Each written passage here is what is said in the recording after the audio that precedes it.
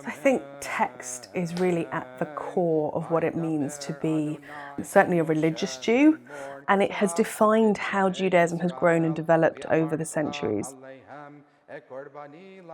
You can be a Jew today and not engage at all with the life of Jewish text, but it has formed what Judaism looks like today. So being a Jew is often termed as being part of a faith, but it's really much more complicated than that. It's a wonderful tapestry of different colours and contours. It's a sense of personal identity, it's a family structure, it's being part of the wider community, it's linked into a sense of history, it's my own personal set of values. It's everything, all of the above. You can be a Jew who doesn't believe in God because your mother, or in liberal and some reform communities, your father is Jewish and you're raised as Jewish. You can be a Jew who has converted to be Jewish. Some people have talked about Judaism as a race, and certainly by British legal terms we're defined in terms of a race because we are protected by race law. But of course, you can't convert to be a race, and you can convert to be Jewish. The prime text of Judaism is the Bible, or more specifically the Torah, which is the first 5 books of Moses, because those are the important books as far as we're concerned, because that's where all the laws come from. Here we're looking at a Torah scroll, which is in the Hebrew collection of the British Library. This is one of about 80 Torah scrolls that we have in the collection. Torah scrolls cannot be touched. In fact, the text has to be followed with a pointer, which is usually made of wood or silver or bone. So in this case, we can touch the Torah scroll because this is not fit for synagogue service. It's incomplete. It's the holiest object in Judaism. Now, traditional Judaism believes the Torah was given to the Jewish people, to Moses by God on Mount Sinai. In the more progressive movements in Reform and Liberal Judaism, we understand the Torah and the Hebrew Bible as being documents of Jewish history that tell our story, some of which are mythic tellings of our story, but that doesn't mean that they're not important. They are how we reflect on the world around us. They may well be influenced by God, depending on our understanding, but they're also influenced by the time that they were written. They may have errors that have come through the people that wrote them down, and we grapple with those texts through those lenses. So our tradition is to read the entire Torah over 1 year, which ensured that every Jew would know every detail of the content of the 5 books of Moses. How much every Jew studies the Torah varies a lot. From the person that will give hours every day to study, whether it is the Talmud, whether it is other rabbinic works, whether it is Bible studies. Others may only take an hour a day. Others may only take half an hour a day. But the concept of the study of the Torah is crucial.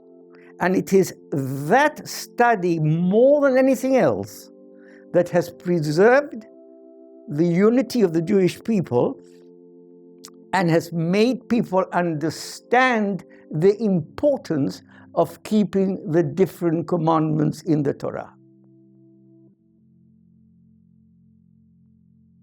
What we're doing is we're looking at these texts and seeing, like, what do they mean for us? And finding a repository of generations and generations of ancient wisdom, and we're able to look into it and see what is relevant and what do we need in our world today. Well, the Talmud is a corpus of all the rabbinic laws relating to Jewish life. In the British Library, we are extremely fortunate because we have many different editions of the Babylonian Talmud as well as the Jerusalem Talmud. What I'm handling here is the most important edition of the Babylonian Talmud, which was printed in Venice in 15 volumes between 1519 and 1523. Jewish texts can be enormously difficult and challenging, partly practically just because of the languages, between Hebrew, Aramaic, and a host of other languages that you're trying to deal with. Sometimes that's their joy, is coming to them through translation. It means you really have to penetrate deeply. The Talmud is an amazing text, a collection of texts, and studying it just feels like entering into an entirely different world. It's an entirely different style of logic, it's an entirely different culture, it's an entirely different language. It feels kind of like participating in this conversation that's been happening for centuries, or even millennia now, between sages throughout the generations and between Jews throughout all time. And in looking at it and exploring how they reasoned and how they imagined things, and the stories they told and the laws they came up with, it feels like we're not just looking at history, but looking at a possibility of what the future could be like. The more we understand Jewish texts, the more beauty and diversity Judaism can offer us as individuals and to us as a community. What we're looking at here, it's a manuscript that was created in Catalonia, northeast Spain, around 1320. So the Haggadah is the book that we use at the Passover Seder. It's almost a service guide for the Passover Seder, but it means the story. It's the telling of the story. And interestingly, we don't tell the story through the narrative of Exodus, which would be the most obvious way to tell the story of what happened at Passover. It's lots of rabbinic commentaries, it's lots of interpretations and ways of trying to tell the story in a really creative fashion that encourages people at the Seder to ask questions, encourages children to engage in understanding that tonight's a bit different and what's going on and why are we doing things differently. So we really frame a lot of the structure of the Haggadah around encouraging people to think differently about the story, to ask lots of questions, and to celebrate the themes of the Passover Exodus and of freedom and release from tyranny. This book obviously was in great use. The people who owned it used it for Passover, and the evidence to that are the stains and the smudges that we find throughout the manuscript.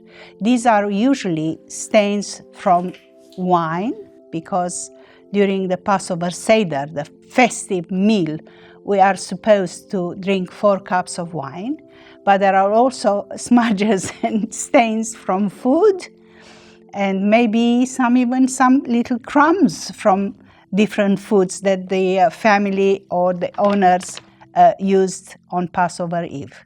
At every stage, in modern Haggadot, you'll have some instructions as to what you've got to do, whether you have to wash your hands, or whether you have to make a blessing, or when to drink the first, the second, the third, and the fourth cup.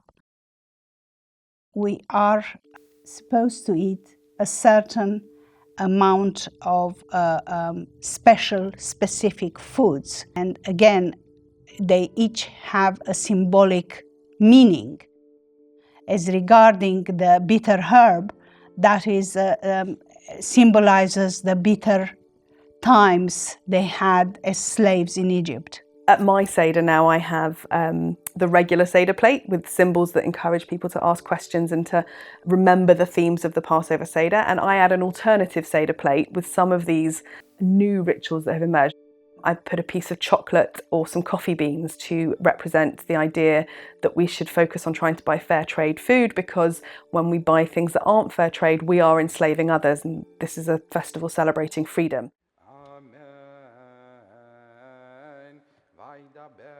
As the people who were exiled, we belong to the narrative that we've inherited, and that we take our texts and our stories with us because they're much more portable than anything else. And if you're a people who have been wandering, I think that's what binds people together.